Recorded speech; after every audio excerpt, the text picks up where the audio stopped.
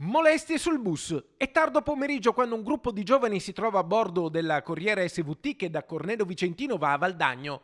Un uomo di nazionalità indiana si siede accanto a una ragazzina minorenne. Approccia l'adolescente prima con sguardi e atteggiamenti allusivi e poi con carezze indesiderate sui fianchi della giovane che a quel punto protesta e viene subito supportata dalle amiche e dagli amici presenti. Una reazione concitata per cui il molestatore desiste e scende dal bus alla prima fermata di Valdagno, facendo perdere le proprie tracce. Ma la vittima non desiste e in centro storico, quando avvista la stazione mobile del Comando Provinciale dei Carabinieri di Vicenza, approntata nei luoghi della Movida a tutela della sicurezza pubblica, chiede subito aiuto ai militari raccontando l'accaduto e descrivendo il molestatore. Immediatamente vengono attivate le pattuglie di Crespadoro e Recoaro Terme, che localizzano il giovane straniero nascosto all'interno di un buio parcheggio seminterrato poco distante dalla fermata dell'autobus.